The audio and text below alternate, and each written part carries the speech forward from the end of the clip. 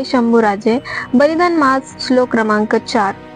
हिंदू म्हणून जगण्यात तव वृत्त देई, सिंहासमान जगण्यात तव तेज देई, शिवपुत्र द्याल उरीचे जरी धैर्य मर्म, मारुनी म्लेच्छ अवघे रणी रक्षु धर्म।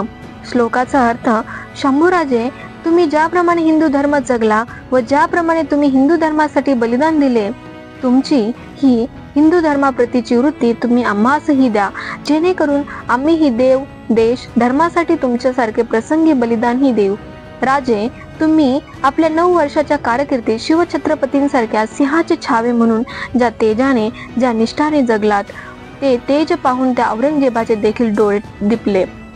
ते तेजही आम्हाला द्या राजे।